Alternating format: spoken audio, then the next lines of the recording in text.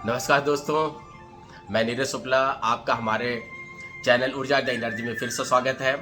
आज ये कथा राम भरत के भरत राम के आज हम आखिरी पड़ाव पे पहुंच चुके हैं। इस कथा में मैं आपको आगे बताऊंगा कि भैया भरत और शत्रुघ्न पूरे परिवार के साथ चित्रकूट जाते हैं भैया राम को मनाने के लिए। और जब वो अयोध्या को छोड़ते हैं, अयोध्या को छोड़ने के पहले अपने बहुत विश्वसनीय पात्रों को बुला के राजगद्दी को उनके हवाले करते हैं और प्रभु राम से भी आज्ञा करते हैं कि प्रभु राम ये सिंहासन को आप संभाल के रखिए जब तक आप ना आ जाए। भरत जी का दर्शन किए कहते हैं जब तक आप ना आ जाए। यही भरत चरित्र है। भरत चरित्र आगे सुनेंगे। चलिए इस कथा में आप मेरे साथ चलिए, इस कथा को दर्शन करते रहिए, कथा को दिल से सुनिएगा। सादर सुनहिते तरई भव, आप एकदम सादर मन भाव से सुनिएगा। चलिए आप हमारे साथ कथा में चलिए।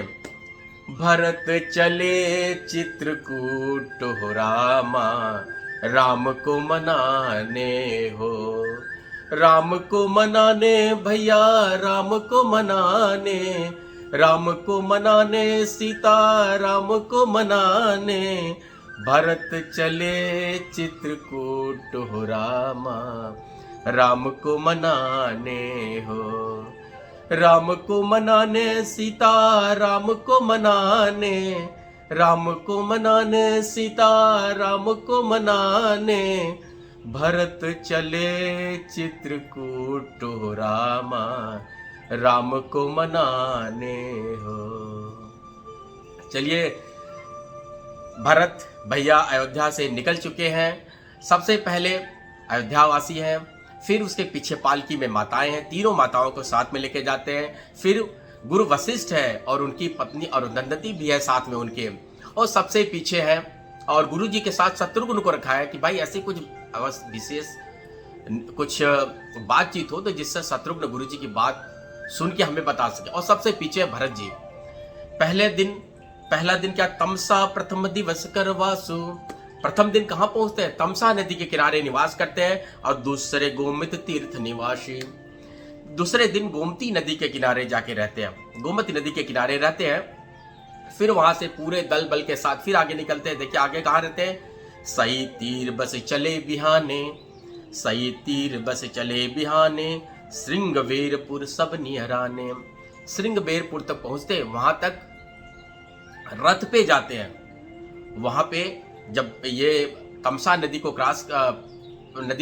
पार करने के बाद भरत वहां तक तो रथ से जाते हैं, लेकिन उसके बाद भरत पैदल चलने लगते हैं। उनको ये महसूस होता है कि हमारे भैया राम भी यहाँ से पैदल ही चले थे, क्योंकि विश्वामित्र क्योंकि वहां पे जो महाराज सुमंत्र है, सुमंत्र जिनको वहीं पे रथ से उतार दिया था, और उसके बाद भैया राम अपनी यात्रा खुद शुरू किया था।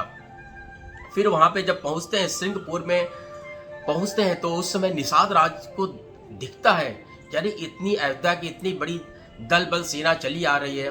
निषाद राज जी को मन में शंका होती है, तो वो सोचते हैं कि कारण कवन भरत बन जाही, कारण कवन भरत बन जाही, है कछ कपट भाव बन माही। निषाद राज जी सोचते हैं कि अरे भरत जी को वन में जाने की क्या जरूरत है, उनको तो राज्य सिंहासन मिला हुआ है, उनको तो जाके वहां बैठना चाहिए। लेकिन फिर सोचते कि उनके मन में कोई कपट है क्या। फिर अपने पूरी सेना को निषाद राज जी तैयार कर देते हैं, सावधान, पूरे ये अयोध्या जो सेना आ रही है उसके साथ में युद्ध करने के लिए तैयार रहना है, क्योंकि वो भगवान हमारे परम सखा भगवान राम के पास जा रहे हैं, तो शायद वो युद्ध करने जा रहे होंगे उनके पास। ऐसा सोच के निषाद राज्य पूरी सेना अपनी, उनकी जो निषाद कोल बील की सेना थी, सबको तैयार कर दिया, सबको खड़ा कर दिया धनुष बाण लेके, और बोल दिया कि जब तक हमारे शरीर में खून भी बचा रहेगा तब तक हम प्रभु श्री राम जी के लिए युद्ध करते रहेंगे।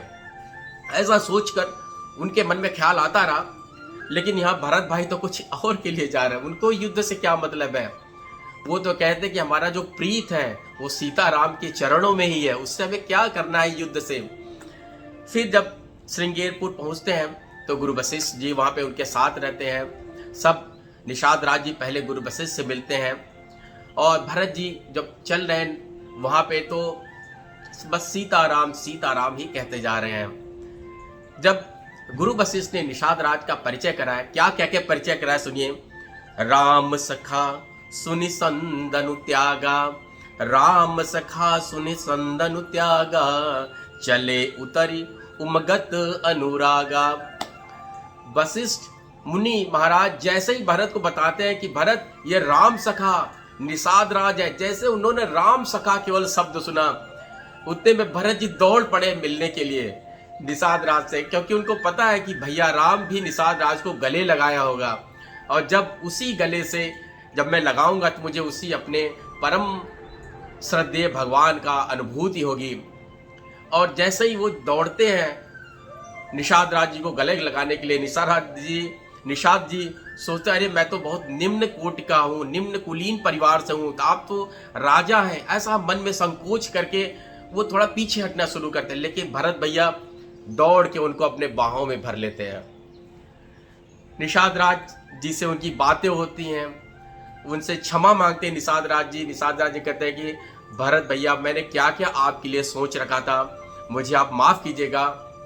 और फिर उस दिन निषाद राज भरत भाई को और शत्रुघ्न को सभी को वहाँ पे जगह दिखाते हैं कि कहाँ कहाँ भगवान राम, माँ सीता, लक्ष्मण जी रुके हुए थे, कहाँ कहाँ बैठे, कहाँ कहाँ उनके पाँव में जो छाले पड़े थे माता जी ने कैसे उसको रखा था सब। उसके बाद जब जाते हैं भरत भैया दर्शन करते जहाँ भगवान राम सीता मैया रुकी थे, तो वहाँ सीता माँ के कानों में कुंडल से एक आध मोती के गिर गए थे दाने, वहाँ पे कुछ गिरे हुए थे। तो भरत भैया ने उसे उठाया, अपने माथे लगाया, सर पे रखा और अपनी पोटली में बांध ली। कहा कि जब ये मुझे जब भी जरूरत पड़ेगी सिंहासन में जाने के लिए, तो ये भी हमारे लिए एक अवलंब रहेगा, सहारा रहेगा सिंहासन को चलाने के लिए।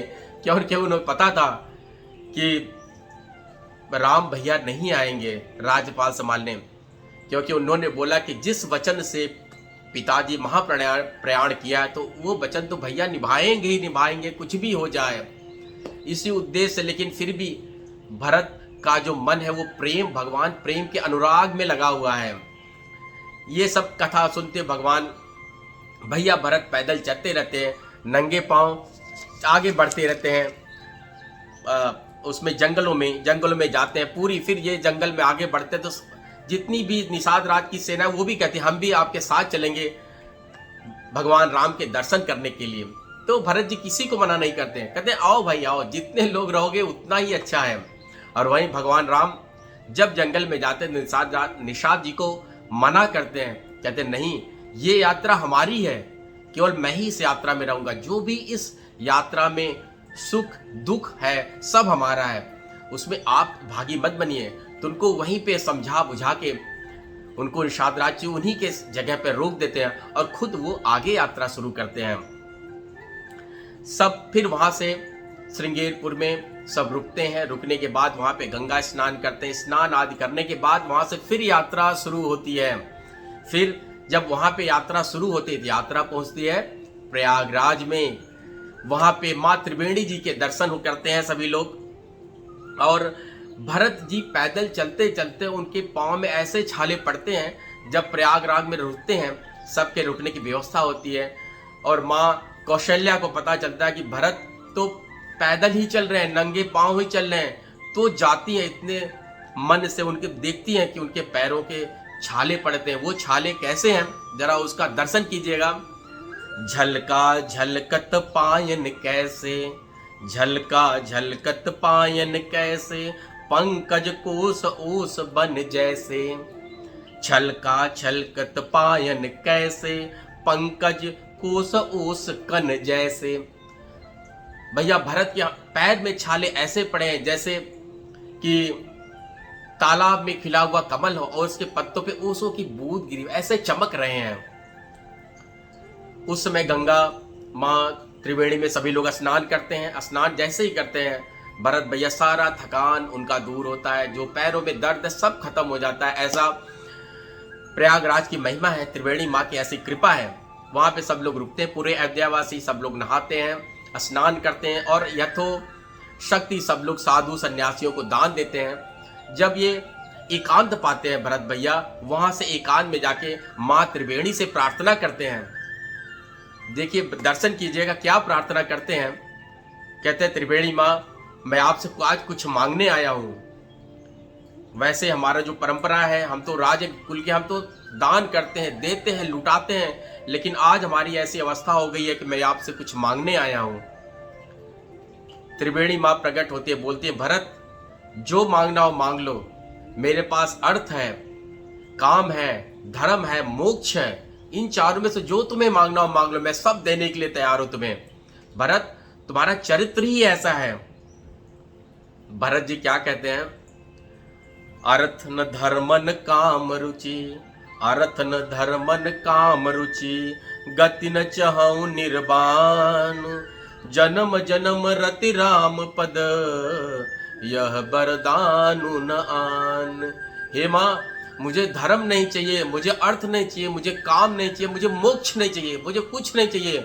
बस आपसे मेरी यही प्रार्थना, मुझे यही आशीर्वाद दीजिए कि जन्म जन्म तक भगवान राम के, माँ सीता के पैरों में, चरणों में हमेशा मेरा प्रेम बना रहे, प्रेम बना रहे। यही मैं आपसे बस मांगने आया हूँ, और मुझे कुछ भी ऐसी कोई भी वस्तु की जरूरत ही नहीं है। बस मुझे उस भगवान के चरण वृंद में प्रेम बना रहे। माँ त्रिवेणी क्या बोलती हैं, तात भरत तुम सब विधि साधु, तात भरत तुम सब विधि साधु, राम चरण अनुराग अगाधु। हे तात भरत, तुम सब विधि से साधु हो, तुमने हर चीज को साध लिया है। इस दुनिया में जिसको अर्थ न चाहिए, जिसको काम न चाहिए, जिसको धर्म न चाहिए, जिसको मोक्ष न चाहिए, तो उसके लिए क्या है इस दुनिया में।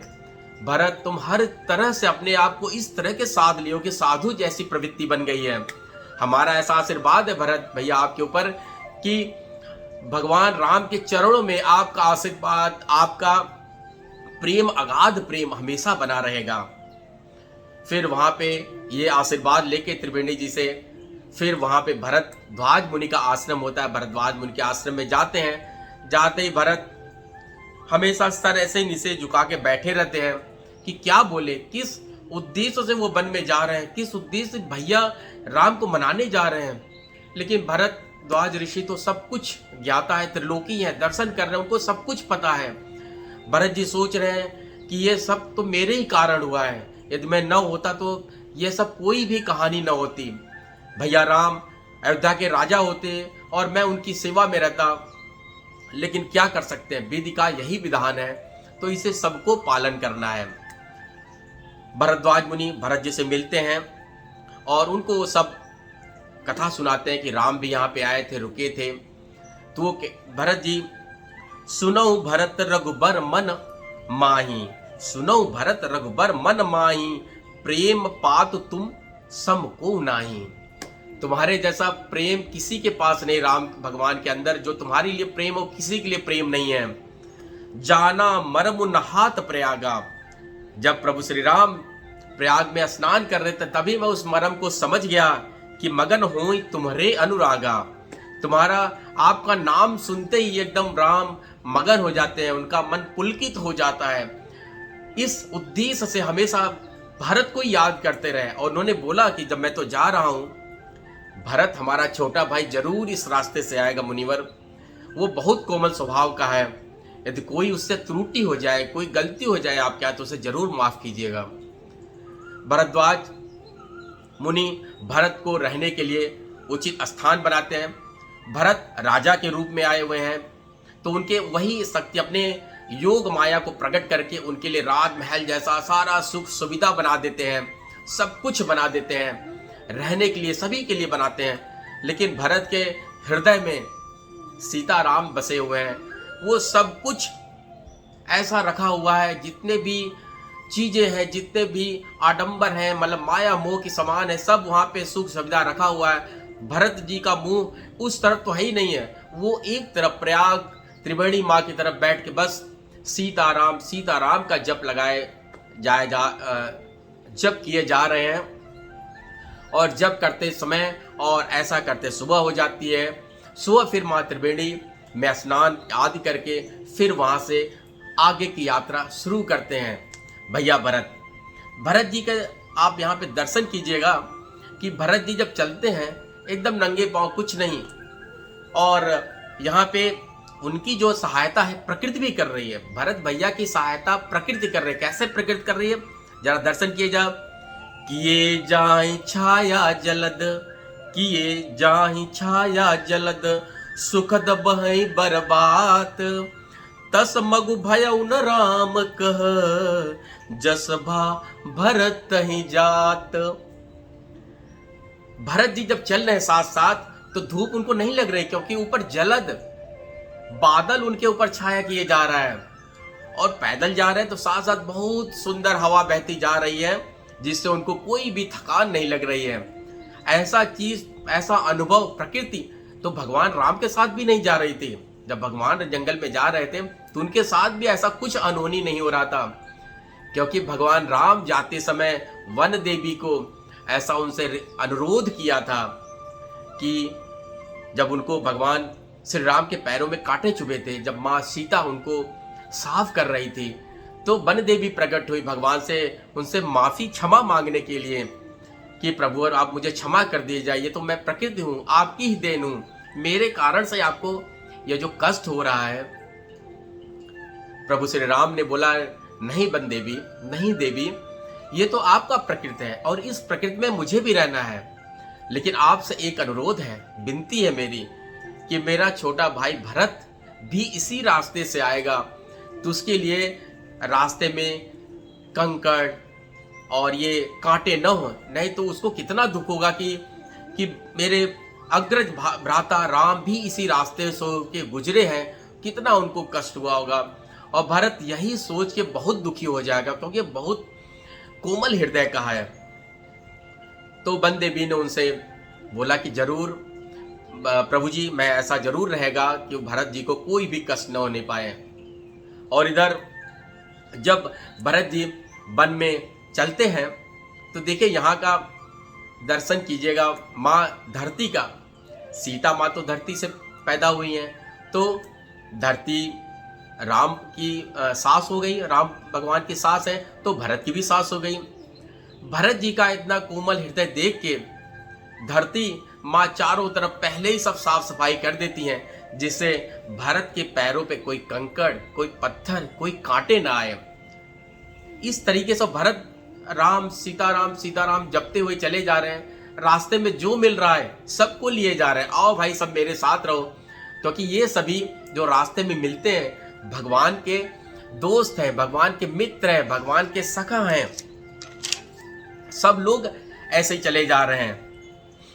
फिर इधर भगवान के दशरथ जो हमारे प्रयाण हो चुका है, हमारे भरत भैया भी इस चीज को याद करते हुए आगे चले जा रहे हैं कि मैं अपने भैया राम को कैसे बताऊंगा ये सब कहानियां।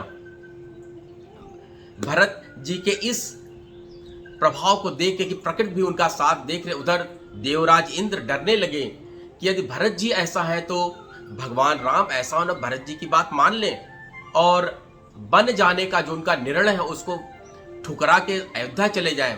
तो ऐसा विचार करके वो बृहस्पति जी के गुरु बृहस्पति के पास गए, कहे कि प्रभु आप भरत जी का न मन पलट दीजिए, मन उनके मन में जो विचार है उसको पलट दीजिए कि राम भैया को ये सब भगवान को ऐसा कुछ न बताएं, कुछ न उनसे अनुरोध कर सकें जाने के लिए।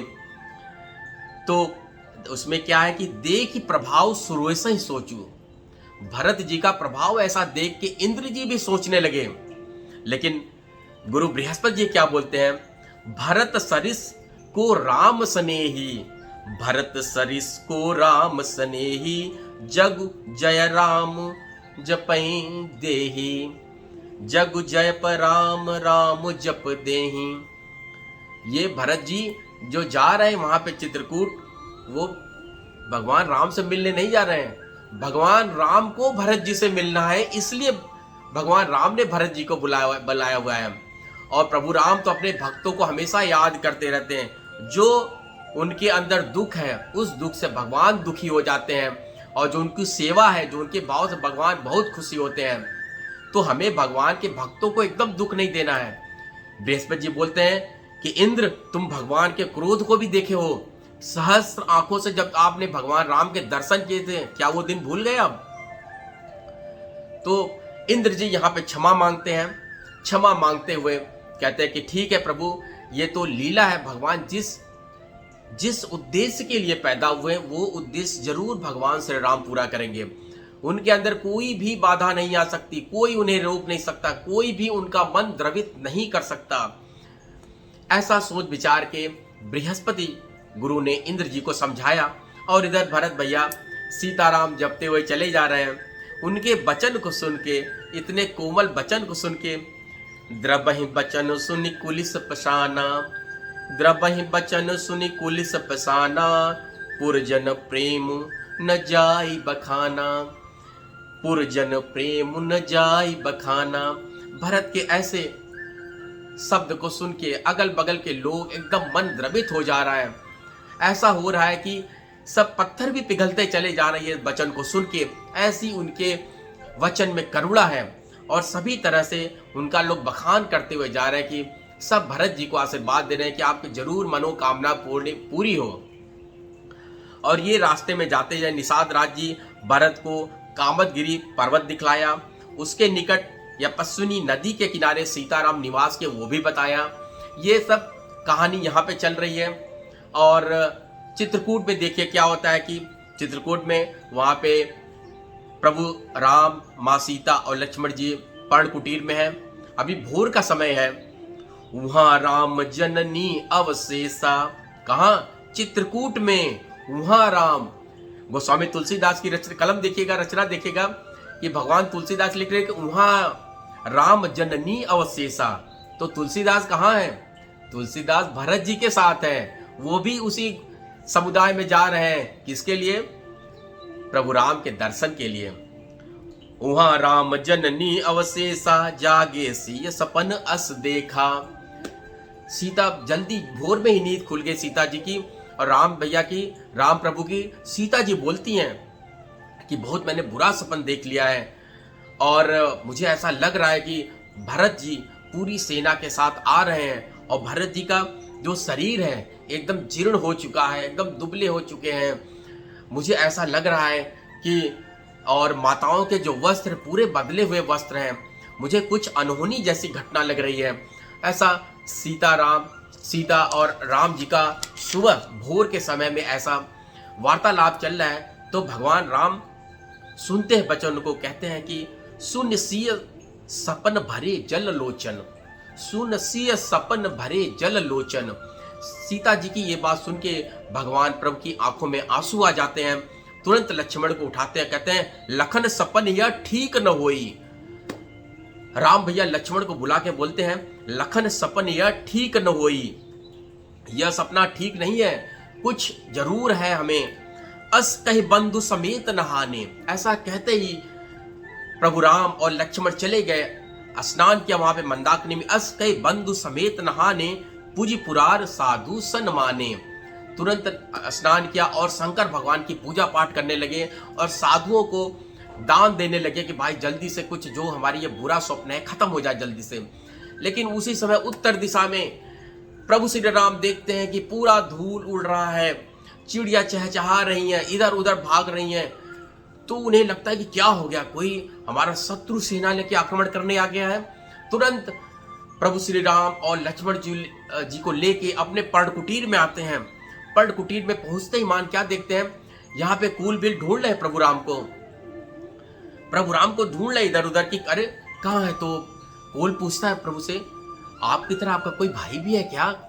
भगवान राम कहते हैं हाँ मेरा भाई है। तो कहते एकदम आपके ही जैसा है? कहे हाँ मेरे जैसा है। क्या उनका नाम भरत है? कहे हाँ भरत ही नाम है। तो कहे वो तो भरत आ रहे हैं आपसे मिलने के लिए। जैसे ही भगवान ने सुना कि भरत मिलने के लिए आ रहा है, उनका मन एकदम पुलकित हो गया, रोम रोम रोमांचित हो गया कि आज मैं अपने भक्त से मिलूंगा, मैं अपने भाई से मिलूंगा। ऐसा सोचा, जैसे ही सोचते, लेकिन तुरंत एक क्षण में उनका मन परिवर्तित हो जाता है। कारण कवन भरत आ गवनु, किस कारण से भरत जंगल में आ गए हैं, किस कारण से इतनी पूरी सेना लेके आए हैं। एक तरफ सोचते हैं कि शायद मैं वन में रहूं, मुझे कुछ दिक्कत ना हो, भरत वो मुझे सेना देने के लिए आया है। लेकिन सोचते हैं नहीं, ऐसा नहीं हो सकता कि सबको साथ लेके आया हो। यहाँ पे तुरंत राम प्रभु शांत बैठे रहते हैं, शांत रहते हैं। उसी समय लक्ष्मण को क्या लगता है कि भरत आए हुए हैं युद्ध करने के लिए, क्या भरत राज्य मिल गया है तो अभी तक उसका घमंड नहीं भरा है? ऐसा सोच के पूरे धनुष बाण उठा के आक्रमण करने के लिए तैयार हो जाते हैं लक्ष्मण कि आज मैं भरत को छोड़ूंगा नहीं, कोई भी आ जाए, ब्रह्मा विष्णु महेश कोई भी आ जाए, आज मेरे इस बाणों से कोई नहीं बचेगा।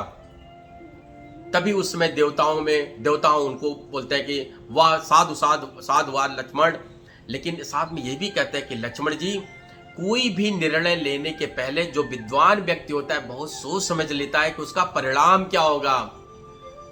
लक्ष्मण जी मन में संकोच करते हैं और फिर राम भाई प्रभु से बोलते हैं कि भरत शायद इसीलिए आए होंगे आपसे युद्ध करने के लिए, सेना को आपको मतलब तरह तरह की चीजें सोचते हैं। लेकिन राम प्रभु क्या बोलते हैं कि नहीं लक्ष्मण, भरत को मैं जानता हूं, भरत मेरे कहने में है, भरत को जो मैं कहूंगा वो सब बात मेरी मानेगा, सब कुछ मानेगा।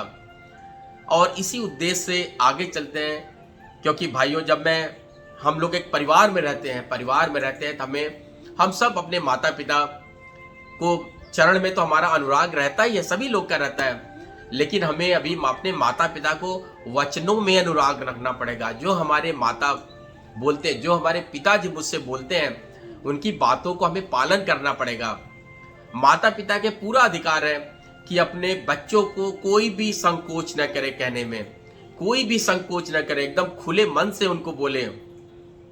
और पुत्र का भी यह कर्तव्य है कि माता पिता के जो वचन है उनके पूरा करने की कोशिश करें जहां तक संभव हो सके, क्योंकि माता पिता को पता है वैसे आपको कोई भी असंभव चीज नहीं बोलेंगे। वो माता पिता का प्रेम ऐसा कोई भी असंभव नहीं बोलेंगे, वो जो भी बोलेंगे वो संभव ही होगा। यदि हमें लगता है असंभव है, लेकिन यदि माता पिता ने बोला है अपने पुत्र से करने के लिए तो समझ लीजिए कि संभव ही होगा। ऐसा माता पिता का आशीर्वाद ही रहता है। यहाँ भरत जी का एक दर्शन दीजिएगा, जब भरत जी का नामकरण हो रहा है भरत, तो उसमें क्या किस उद्देश्य से उनका नाम रखा गया? विश्व भरण पोषण कर जोई, ताकर नाम भरत अस होई। जो इस विश्व को भरण पोषण करेगा उसी का नाम भरत है, क्योंकि भरत जो है माँ अन्नपूर्णा के धर्म पुत्र हैं और ये माँ कैकेयी भी उसी अन्नपूर्णा के अवतार में है। लेकिन ये सब माया की वजह से सब ये सब हो रहा है। लेकिन किसी भगवान राम ने सबके बाद में दुख को हर लेते हैं, वो आगे की कहानी में मैं आपको बताऊंगा। भरत यहाँ पे आते हैं चित्रकूट में और लक्ष्मण राम का संवाद चलता रहता, बातचीत चलती रहती है। प्रभु राम क्या बोलते हैं लक्ष्मण से? भरतई होई न राजमद, भरतई होई है न राजमद, विधि हरि हर पद पाए। लक्ष्मण, भरत को कोई राजमद हो ही नहीं सकता। यदि उनको ब्रह्मा विष्णु महेश सारे राजपद दे दिए जाए तो भी उनके अंदर कोई घमंड नहीं आएगा और कोई वो लेंगे भी नहीं, क्योंकि वो तो पहले से सब छोड़ के आ रहे हैं। अर्थ न धर्म न काम रुचि, वो तो न अर्थ में न धर्म में न काम में न मोक्ष में कुछ भी नहीं चाहिए। वो तो उनका उद्देश्य क्या है वो तो केवल भरत को पता है। फिर ये सब बातचीत होती रहती है लक्ष्मण और राम में। उस समय आते हैं फिर भरत जी। अब देखिए भरत जी वहां पे सब कुछ प्रेम चलता रहता है। बात भरत द्वार पे ही खड़े रहते हैं, द्वार पे खड़े रहते हैं। वो द्वार के अंदर नहीं जाते। वो द्वार के अंदर क्यों नहीं जाते? क्योंकि किस मुख से मैं प्रभु के पास जाऊं, किस उद्देश्य से जाऊं? क्योंकि मेरे ही कारण तो मेरे भैया राम जंगल में इतनी कठोर यातना सह रहे हैं, पैरों में उनके कांटे चुभे होंगे मेरी वजह से। केवल मैं ही इस कुपूत हूं जो अपने पिता जैसे भैया श्री राम को इतना कष्ट दे रहा हूं। और जैसे ही वार्ता वहां पे चल रही है प्रभु राम और लक्ष्मण में, वहीं पे भरत जी हाथ जोड़ के पाहिनाथ कही पाहि गोसाई, भूतल परे लकुट की नाही। पाहिनाथ कही पाहि गोसाई, भूतल परे लकुट की नाही। भैया भरत वहीं पे हाथ खड़ा करके उस द्वार पे ही एकदम अष्टांग गिर पड़ते हैं, गिर पड़ते हैं भैया के अपने राम के दर्शन के लिए। और यहाँ लक्ष्मण जो भैया राम से बोलते रहते हैं, वो कहते हैं कि राम भगवान लक्ष्मण से बोलते हैं कि लखन, जब तक तुम नहीं बोलोगे तब तक मैं भरत से मिलने नहीं जाऊंगा, तब तक मैं भरत को उठाने नहीं जाऊंगा। तुम बताओ मुझे क्या करना है, तुम अपनी मनसा बताओ कि मुझे क्या करना है।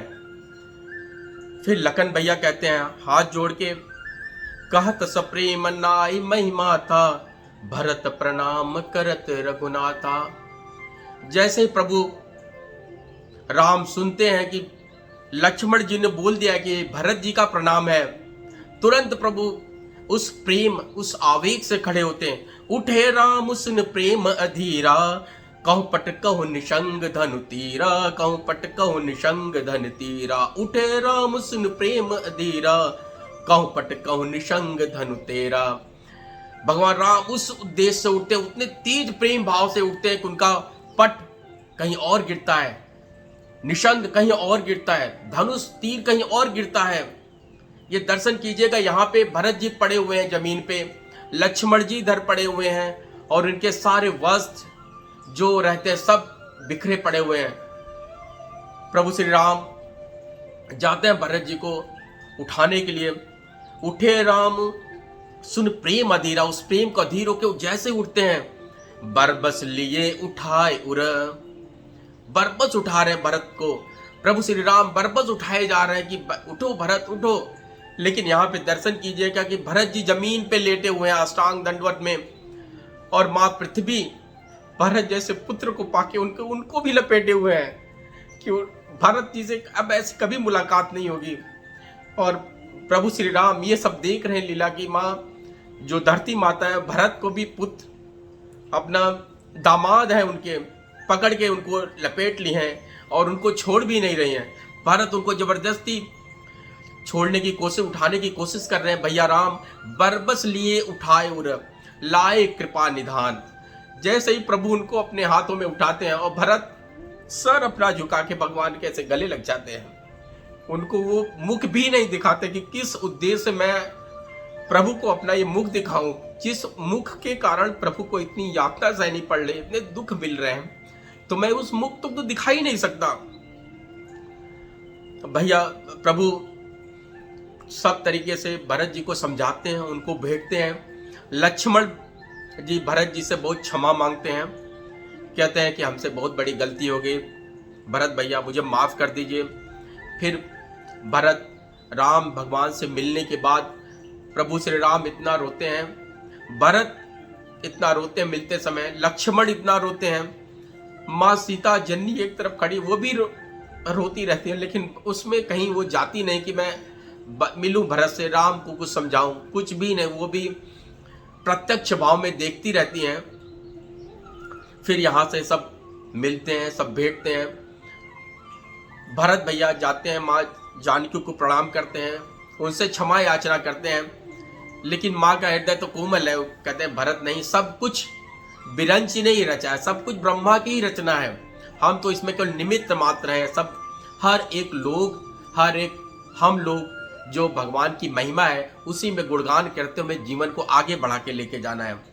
फिर जब प्रभु को पता चलता है कि अरे सब लोग अयोध्या से आए हुए हैं, जाते हैं तो पहले प्रभु किसके पास जाते हैं? कौशल्या के पास नहीं, पहले सबसे पहले जाते हैं कैकेयी जी के पास। प्रथम राम कैकेयी भेंटी, सबसे पहले भगवान राम कैकेयी को ही भेंटते हैं। फिर पूछते हैं, हाल चाल पूछते हैं, और भगवान राम उनके सारे दुख ताप को हर लेते हैं। कहते हैं माँ आपकी कोई गलती नहीं है, कुछ भी नहीं है यहाँ पे।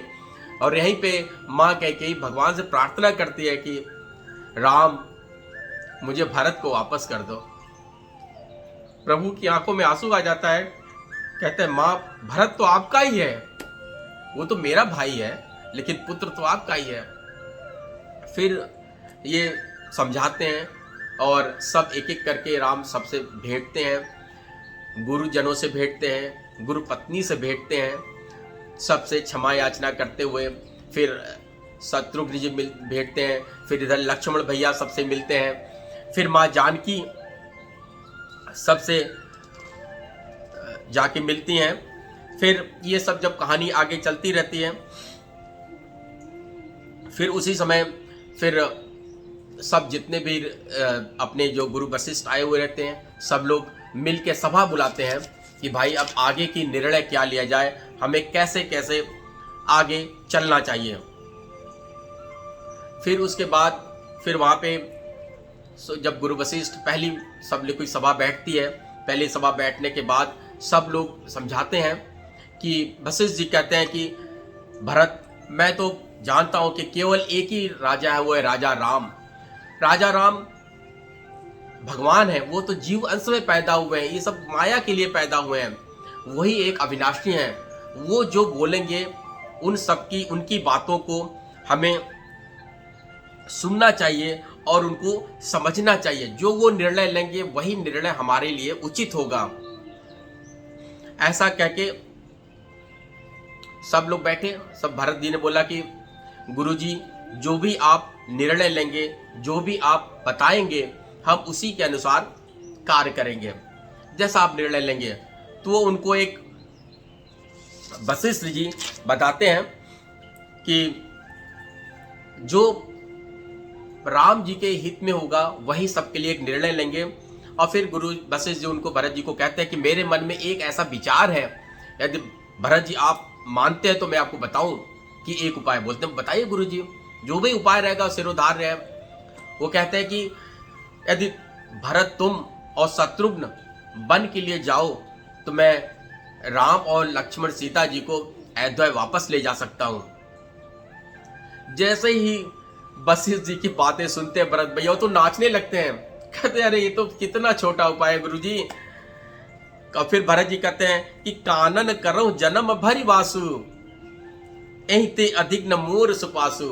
गुरुजी, वशिष्ठ महाराज आप 14 वर्ष के लिए बोल रहे हैं कि मैं तो पूरे जन्म भर रहने के लिए तैयार हूं वन में, और मैं कभी अयोध्या की तरफ मुड़ के देखूंगा ही नहीं। जिंदगी भर मैं और शत्रुघ्न वन में ही रहेंगे, मुझे कोई लालच नहीं है। ठीक है, एकदम आप बोल दीजिए, मैं तैयार हूं इसके लिए। भरत जी एकदम मन प्रसन्न कि अब जो गुरुजी बोलेंगे यही सबको निर्णय सत्य होगा। भरत के ऐसे वचन सुनकर वशिष्ठ जी एकदम कांपने लगे। अरे मैंने क्या, भरत जी को मैं समझ नहीं पाया, कैसे हो गए ये। भरत विनय सादर सुनई। और फिर तुरंत जब सोचते हैं कि मैं अब तो भरत के बस में हो गया हूं, मन में हो गया, तुरंत लेके भरत भैया को राम प्रभु के पास चले जाते हैं और कहते हैं कि राम, जो भरत बोलता है उसको पहले सुन लीजिए, उसके बाद आप विचार कीजिएगा। भरत विनय सादर सुनई, करिए विचार बहोरी। राम, पहले भरत जी के विचार को सुन लो, फिर उनके विनय को सुन लो, फिर उसके बाद आप विचार कीजिएगा।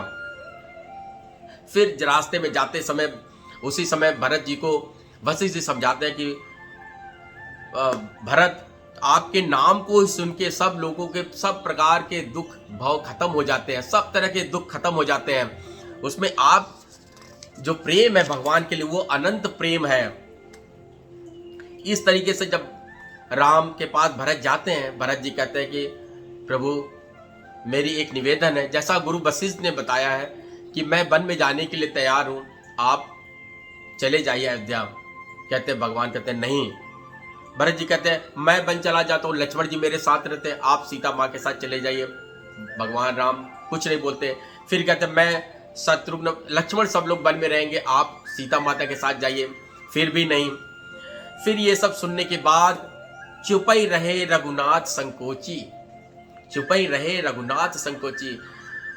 राम एकदम संकोच वश चुप रहते हैं, कुछ नहीं बोलते हैं। और ये सब वृत्तांत चलता रहता है, सभा बैठकी चलती रहती है। उसी समय राजा जनक के आने का आगमन होता है। राजा जनक आते हैं। जनक जी भी अपना निवृत्त होके फिर आते हैं, उस सभा में बैठते हैं। और फिर उधर रानी सुनैना माताओं से मिलने जाती हैं। जब सब तीनों माताओं से मिलने के बाद कौशल्या में आप बोलती हैं सुनैना जी से कि रानी, आप राजा जनक को जरा बोलिएगा कि राम न भरत को लेके वन में चला जाए, लक्ष्मण को छोड़ दे, नहीं तो भरत मेरा पुत्र जीवित नहीं रहेगा। माँ सुनैना बताती हैं कि ठीक है मैं राजा जनक से बनूंगा, लेकिन वो भी ये बताते हैं कि जब राम सीता का विवाह हो रहा था उसी समय याज्ञवल्क्य ऋषि ने हमें सारी बातें बता दी थी कि राम का वनगमन होगा, सीता भी उनके साथ रहेगी, लक्ष्मण जाएंगे, इसलिए इसमें कोई चिंता करने की कोई बात नहीं है। तो ये सब समझा बुझा के सुनैना माँ जाती हैं फिर जनक जी से मिलने के लिए। जनक जी जब, और सुनैना माँ के साथ सीता जी माता भी रहती हैं, तापस वेश में रहती हैं। और इधर राजा जनक जब माँ सीता को देखते, देखिए क्या उनके मन में रहता है, तापस वेश जनक सिय देखी, भयं प्रेम परितोष विसेखी। जब राजा जनक सीता माँ को इस तापसी वेश में देखते हैं, उनको कुछ दुख नहीं होता, एकदम खुशी के मारे गले लगा लेते हैं माँ सीता को। कहते पुत्री पुत्री पवित्र किए कुल दो। पुत्री जो होती है सबकी पुत्री रहती है कि वो दो कुल को पवित्र करती है, एक तो अपने पिता के कुल को और एक शादी होने के बाद अपने पति के कुल को, दो कुल को पवित्र करती है। पुत्री पवित्र किए कुल दो, सुजस धवल जग कह सब को। ऐसा पूरा संसार कहता है कि हमारी जो पुत्रियां होती हैं, जो माताएं होती हैं, दो कुल को तारती हैं और पवित्र भी करती हैं अपने आचरण से, अपने कार्य से, अपने स्वभाव से, अपनी सेवा से, दो कुलों को तार देती हैं। ऐसा जनक जी माँ सीता को गले लगा के रोते हैं और उनको इतना विश्वास होता है कि हमारी पुत्री जहां भी रहेगी, सुख जंगल में भी रहेगी तो एकदम सुखी से रहेगी, क्योंकि उनके साथ कौन है, रघुनाथ जी जो है।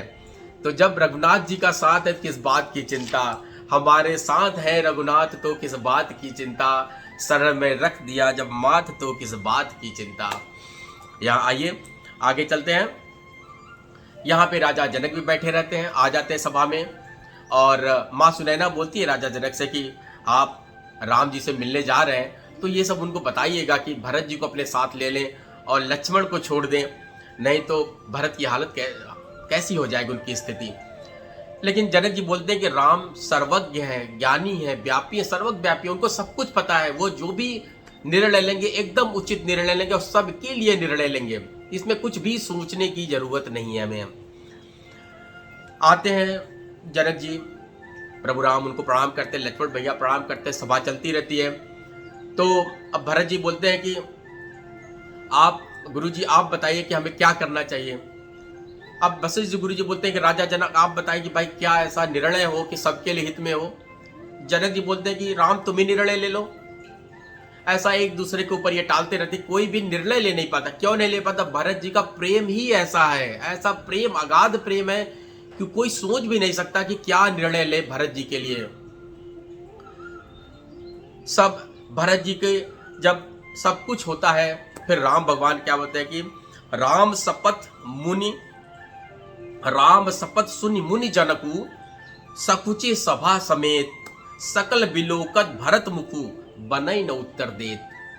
राम पूरा शपथ ले लेते हैं कि गुरुवर राजा जनक जो भी आप निर्णय लेंगे वो मैं पूर्ण रूप से पालन करूंगा, सब तरीके से मैं उसको वचन को निभाऊंगा।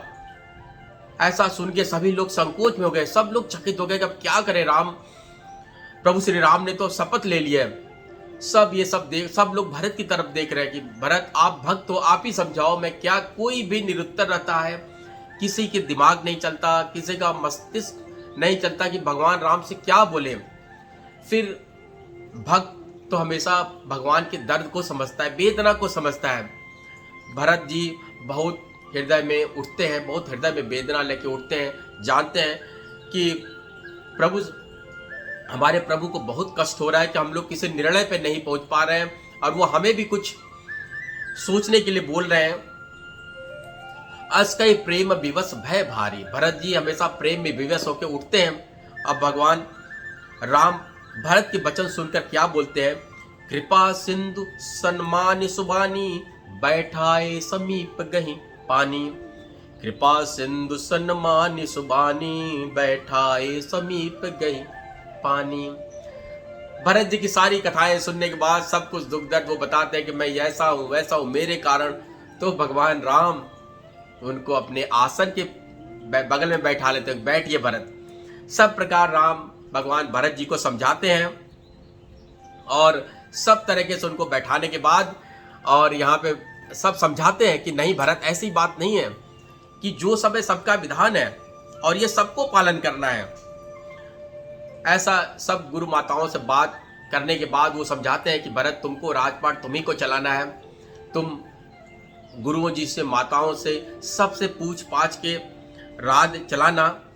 और ऐसा भरत जी जब सुनते हैं तो समझ जाते हैं कि भाई अब तो जो भगवान जी का आदेश होगा राम का वही करना है।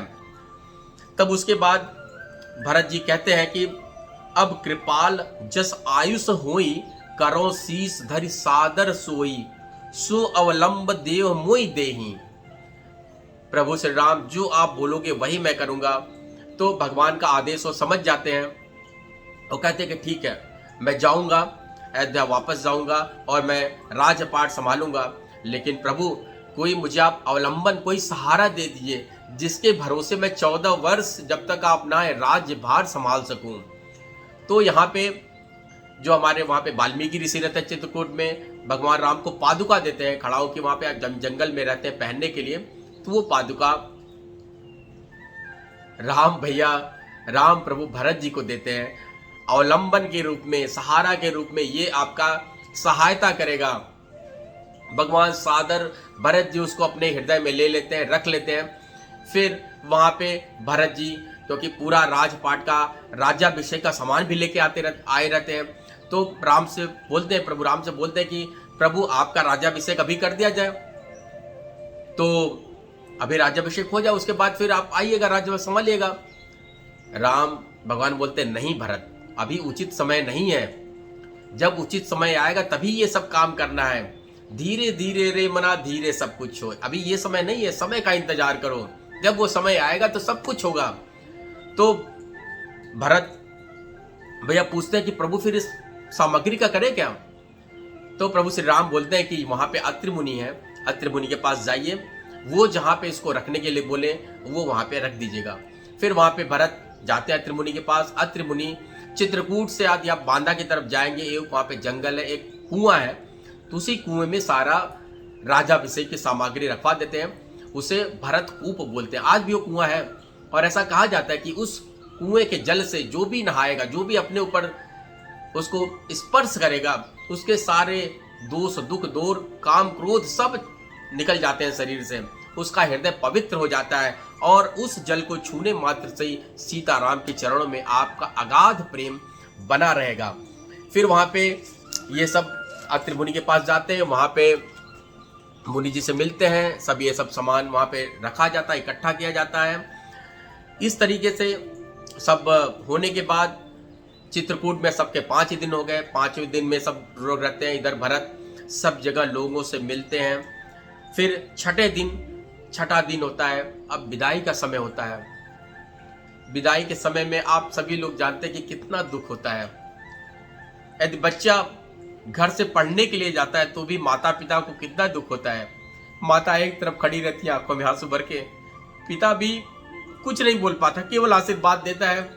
क्योंकि वो चीज़ मैंने खुद अनुभव किया है कि जब मैं बाहर जाता था पढ़ने के लिए, मैं माता पिता की आंखों में वो अश्रु देखता था और मैं भी उसी प्रेम में कुछ नहीं बोल पाता था, क्योंकि वही आंसू लेके मैं उधर चला जाता था और माता पिता के आंसुओं को मैं बस वही सोच के मैं चलता था कि भाई उनके उद्देश्य के लिए मुझे पढ़ाई करनी है।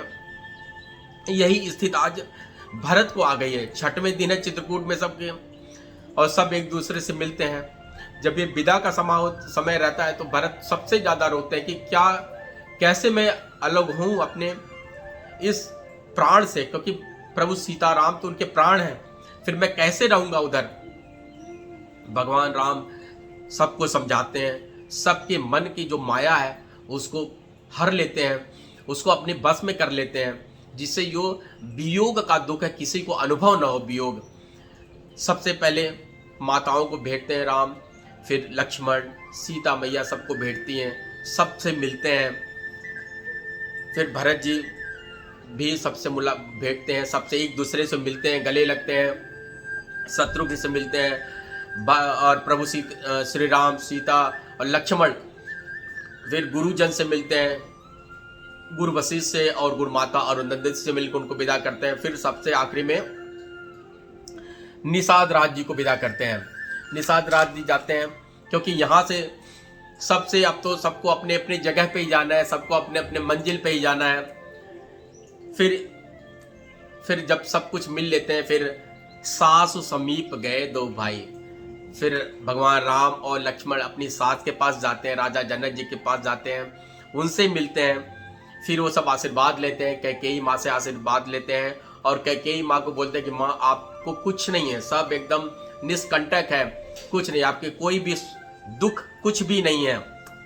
ऐसा सब सुन के सब लोग चले जाते हैं अपने अपने गंतव्य की तरफ। यहाँ पे जब चलते हैं 4 दिन बाद अयोध्या पहुंचते हैं भरत, सारी सेना दल बल लेके।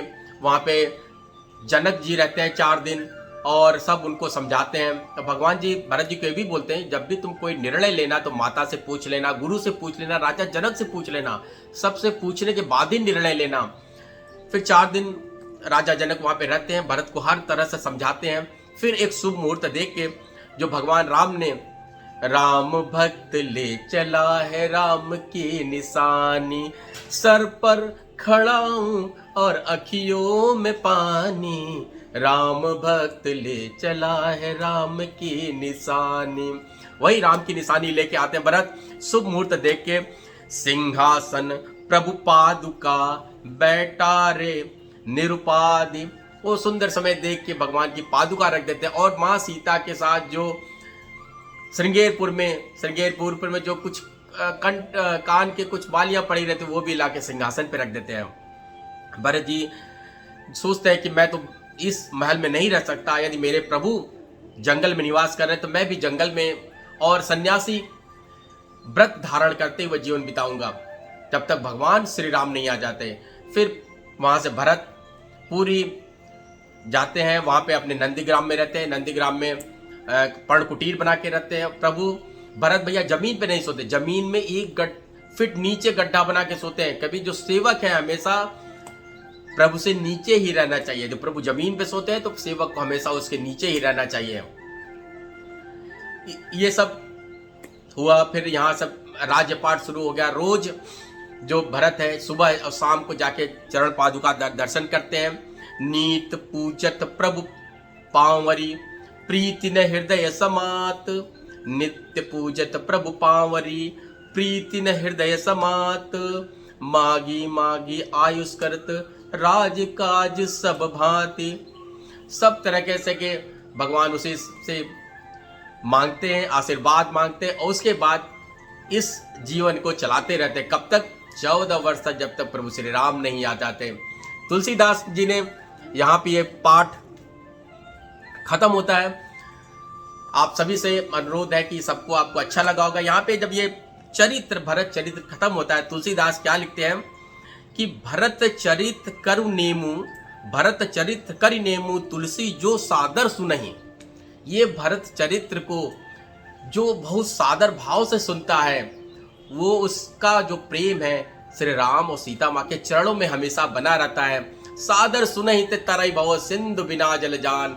जो राम भरत के इस चरित्र को बहुत सादर मन से, प्रेम मन से, पुलक मन से सुनता है, वो हमेशा उसके इस भावसागर से पार हो जाता है और भगवान सिया राम के चरणों में उसका आशीर्वाद हमेशा बना रहता है, हमेशा कृपा बरसती रहती है। मैं आप सबको मेरा प्रणाम। मेरे प्यारे दोस्तों, यहाँ पे ये कथा समाप्त होती है और मैं ऐसा अनुरोध करता हूँ कि जहाँ भी मुझसे कोई त्रुटि हुई हो, मैं भगवान रघुनाथ से क्षमा चाहता हूँ कि मेरे बोलने में यदि कोई त्रुटि रह गई, कोई कमी रह गई तो मुझे माफ़ करें। मैं भ्राता भरत से भी माफ़ी मांगता हूँ कि यदि उनके चरित्र को कहने में, क्योंकि चरित्र भरत चरित्र कोई नहीं कह सकता, न कोई सुना सकता है, कोई भी नहीं सुना सकता। वो अखंड है, अनंत है।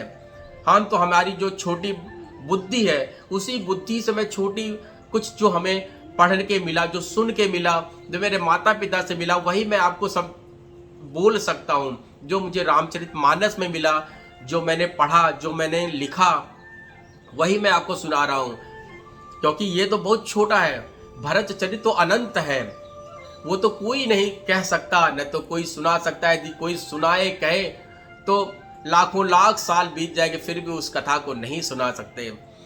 यहाँ ये आपका अयोध्या कांड यहीं पे खत्म होता है। ये भरत चरित्र है, यही भरत चरित्र है कि अपने भातृ प्रेम में कैसे अपने आप को प्रकृति उनके साथ कैसा व्यवहार करती है, कैसे रहते हैं।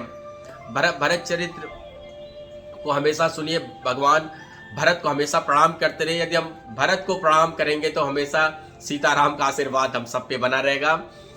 मैं आज ये भरत राम के यहाँ पे ख़त्म करता हूँ। मैं फिर आने वाले समय में मैं आपको केवट का राम प्रेम भी एक वीडियो बनाऊंगा, सबरी का राम प्रेम वो भी एक वीडियो बनेगा। छोटा वीडियो रहेगा क्योंकि हम ऐसे पात्रों को लेके आना चाह रहे हैं कि जिसके लिए हमें थोड़ा सा, जिनके लिए कथा कम कही गई है।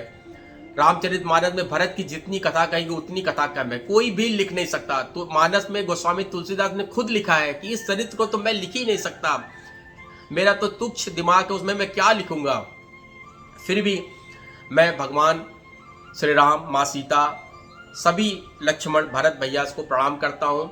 मैं करता हूँ कि जो भी आपकी इस कथा को सुनता है उसके सारे दुख दारिद्र को हर लीजिए और उसके जीवन में, उसके परिवार के जीवन में हमेशा केवल खुशियाँ ही खुशियाँ हों। जय जय सिया राम, जय जय सिया राम, जय जय सिया राम।